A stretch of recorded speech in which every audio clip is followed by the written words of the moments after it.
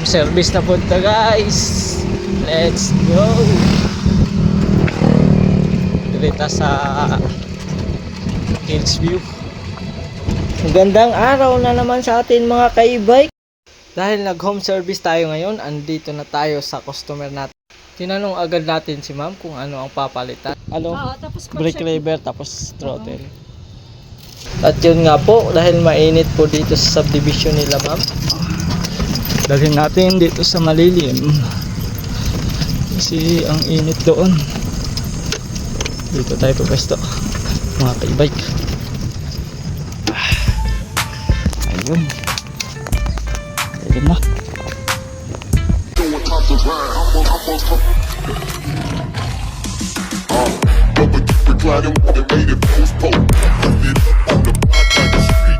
Pre, dala natin yung tools natin dyan. Ito yung gagamitin.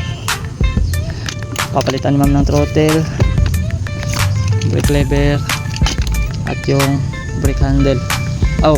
Handle grip. Kabilaan. Pre, ito ang gagamitin natin. Allen wrench. Tara, let's go!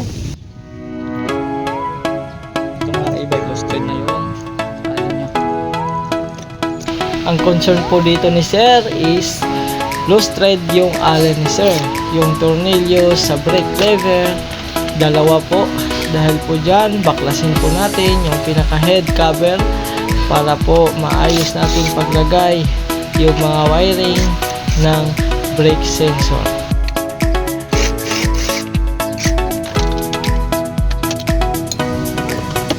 Ito yung bagong button.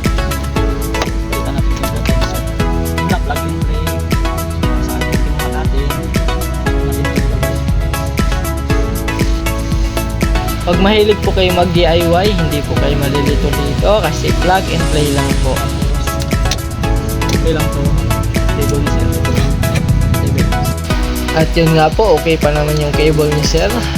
Papalitan lang talaga natin dito yung brake sensor or brake lever.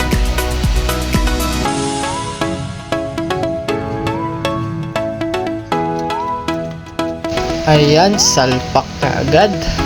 Kailangan lang po natin dyan is yung allen wrench na 5 para malagay yung brake lever. Tapos ayusin natin yung wiring yan, higpitan natin, tapos straight lang po para sa ganun hindi mahirapan pumiga ng preno ang driver natin. Check din natin yung preno kung nakagat ba. Okay, nakagat siya. Ganito rin ba problema ng e-bike nyo mga bossing? PM lang po kayo mga bossing. Pwede rin kayo mag walk in sa shop namin sa Kurumaki e-bike Naik branch sa Cavite po. Pwede nyo rin makontak ang aming Facebook page Kurumaki Naik branch.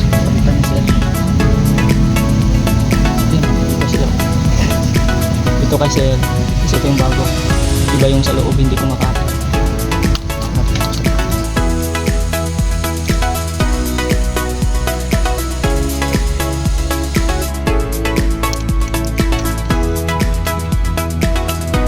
Siyempre, palitan din natin yung kabila para goods na goods.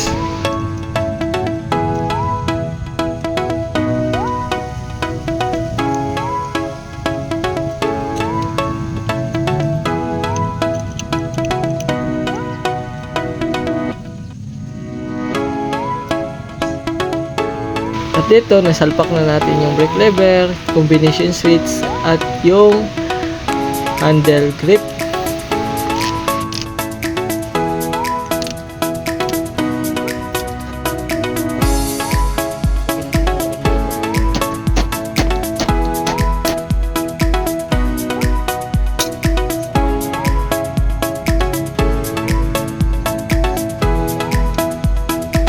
Ugaliin lang po natin, mahigpit yan para hindi magkalasan pag nag-drive ang ating customer. Gamitan din natin ng allen, tapos tatalian natin ng cable tie na pinagbaklas natin kanina, at i-test natin bago natin isira yung cover head.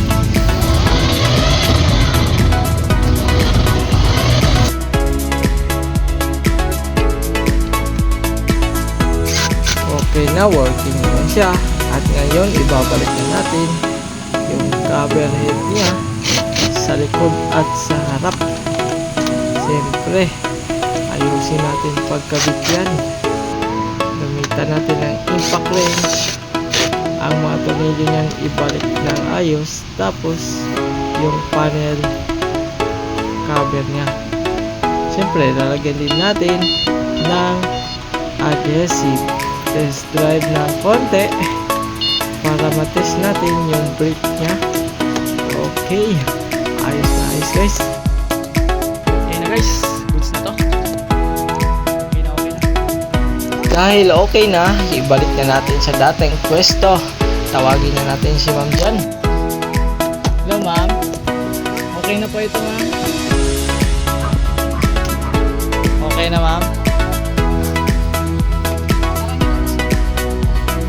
Biga. Hirap. Ayun, okay na, nakangiti na si ma'am. Ayos. Uwian na tayo. Dito pala to guys sa Pasinaya. Pasinaya West, kung alam nyo, dito sa Cavite.